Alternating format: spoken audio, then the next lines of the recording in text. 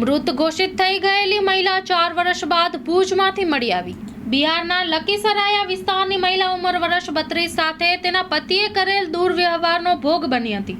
બિહારની આ મહિલાના લગ્ન ઉત્તર પ્રદેશમાં થયા હતા। તેને 2 સંતાનો છે। કોરોના કાળમાં તેની સાથે ન બનવાની ઘટના બની હતી અને તેણે માનસિક સંતુલન ગુમાવ્યું હતું।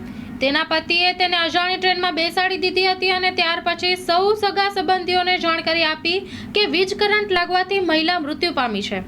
તેની અંતિમ વિધિ કરી નાખવામાં આવી છે। યુપીમાં મહિલાના પિયરે પણ આ સંદેશો આપતા જ મહિલાના પરિવારજનોએ ઊંડો આઘાત અનુભવ્યો હતો। નબળી પરિસ્થિતિ ધરાવતા પરિવારે માની લીધું હતું કે હવે પોતાની દીકરી આ દુનિયામાં નથી।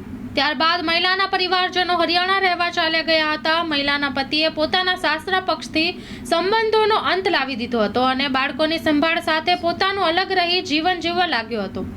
ટ્રેનમાં બેસાડવામાં આવેલી મહિલા અન્ય રાજ્યોમાં અજાણ્યા શહેરમાં પહોંચી અને ત્યાંથી તે સતત 4 વર્ષ સુધી વિવિધ રાજ્યોના અનેક શહેરો ગામડાઓમાં રખડતી ભટકતી રહી અને છેલ્લે અચાનક તે રેલવે માર્ગે ભુજ પહોંચી હતી।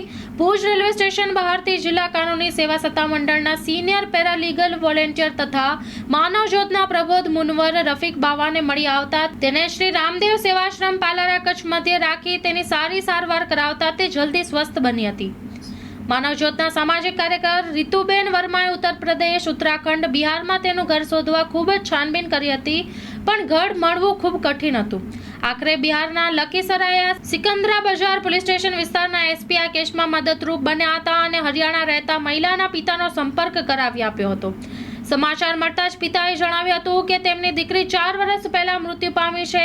તેની દરેક ધાર્મિક ક્રિયાઓ પૂરી થઈ ગઈ છે। ત્યાંની પોલીસની મદદથી પાલારા આશ્રમ સ્થિત દીકરી સાથે વિડીયો કોલથી વાત કરતા તેને જોઈ પિતા ધ્રુસકે રડી પડ્યા હતા અને મહિલાના પિતા તથા તેના કાકાઈ ભાઈ હરિયાણાથી ભુજ પહોંચ્યા હતા।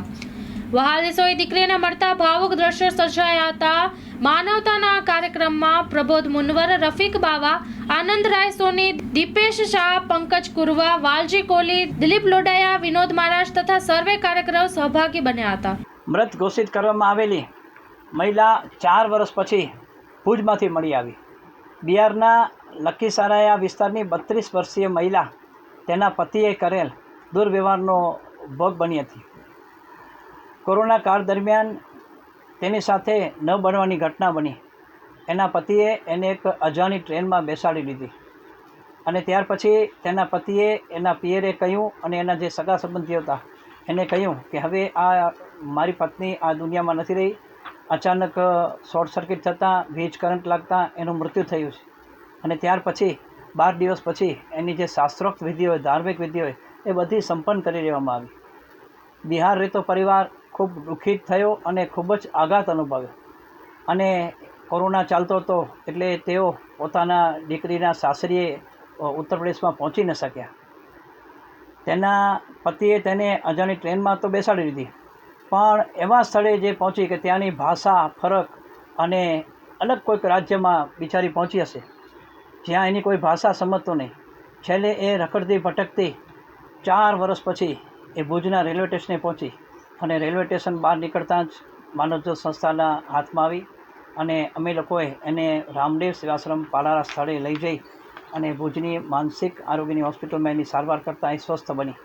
અમારા આશ્રમના સામાજિક કાર્યકર રીતુબેન વર્માએ એનું ઘર શોધવા ખૂબ જ પ્રયત્નો કર્યા। ઉત્તરાખંડમાં, ઉત્તર પ્રદેશમાં, બિહારમાં, હરિયાણામાં દરેક જગ્યાએ છાનબીન કરી પણ એનું ક્યાં ઘર મળતું નહોતું। આખરે ઉત્તર પ્રદેશ પોલીસની અમે લોકોએ ખૂબ જ મદદ લીધી અને ત્યાંના એક એવા એસપી હતા કે જેઓએ હરિયાણામાં એનું ઘર શોધી કાઢ્યું જ્યાં એનો પતિ રહેતો હતો। એ પતિ એના 2 બાળકો સાથે રહેતો હતો કારણ કે આ દીકરીને, આ મહિલાને 2 બાળકો હતા અને એ પરિવાર જ્યારે અલગ પડી ગયો, છૂટો પડી ગયો, જ્યારે એની સાથે દુર્વ્યવહાર એના પતિએ જ કર્યો ત્યારે આ મહિલા ભુજ સુધી પહોંચી અને માનવજ્યોત સંસ્થા એને ખૂબ મદદરૂપ બની। અમારા આશ્રમના સામાજિક કાર્યકરને રીતુબેન વર્માને ખૂબ જ સફળતા મળી અને આખરે ઉત્તર પ્રદેશમાં એનું ઘર શોધી કઢાયું। ત્યાંના એસપીની મદદ લઈ અને અમે લોકો એના પરિવારજનો સુધી પહોંચી ગયા।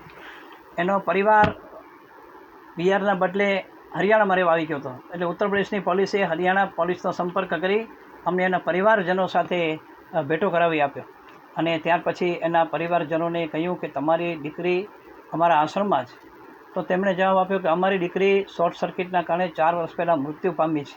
હવે આ દુનિયામાં અમારી દીકરી રહી નથી. એ લોકો માનવા તૈયાર નહોતા. પણ આજનો યુગ, જ્યારે વિડીયો કોલથી એને એના પપ્પાને, દીકરીના પપ્પાને જ્યારે વિડીયો કોલથી અમે લોકોએ મોઢું બતાવ્યું એનું દીકરીનું, ત્યારે એની આંખમાં આંસુ આવી ગયા કે મારી દીકરી તો જીવિત છે, મરી નથી ગઈ. અને આશ્ચર્યચકિત બની ગયા. ને ત્યાર પછી એ ત્યાંથી હરિયાણાથી એના બાપ અને એના સગા સંબંધીઓ બીજા દિવસે કે ત્રીજા દિવસે ભુજ આવી પહોંચ્યા. 4 વર્ષ પછી દીકરીનો કબજો લઈ અને આનંદની લાગણી અનુભવી અને આખી ઘટના વર્ણવી કે મારી દીકરી સાથે ન બનવાનું બન્યું અને આઘાતજનક બનાવ બન્યો. અમારા જમાઈએ તો કીધું કે દીકરી મરી ગઈ છે, પણ આજે અમારી દીકરી જ્યારે અમને હાથો-હાથ મળી છે ત્યારે અમે આનંદની લાગણી અનુભવીએ છીએ. અને આ દીકરીને છેલ્લા 4 વર્ષથી અમે લોકોએ વિદાય દઈ દીધી હોય એવું અમે અનુભવીએ છીએ કે આ દુનિયામાં અમારી દીકરી નથી રહી. પણ આજે સાચે જ ભગવાનની કૃપાથી અમારી દીકરી અમને પરત મળી છે. ત્યારે આખા પરિવારે ખૂબ જ આનંદની લાગણી અનુભવી અને માનવજ્યોત સંસ્થાને આશીર્વાદ પાઠવ્યા. मैं जमुई ज़िला से हूँ। फतेहपुर गांव पड़ता है, लखीसराय। और मेरी फुआ की शादी हुई थी, कौन सा गांव? लालचंदपुर उत्तर प्रदेश में हुई थी। तो वहाँ से खबर आया था कि मेरी फुआ की करंट लगकर मौत हो गई, जिस समय कोरोना काल चल रहा था। तो हम वहाँ जाने में असक्षम हैं और वहाँ जा नहीं पाए। तो फिर कुछ दिन के बाद मानव ज्योत संस्था की तरफ से कॉल आई कि हमारी फुआ जीवित हैं। तो यहाँ आए तो देखें मेरी फुआ हैं, उनको लेने के लिए हम यहाँ आए हैं। जो हम मानव ज्योत संस्था के बहुत अभिनंदन करते हैं।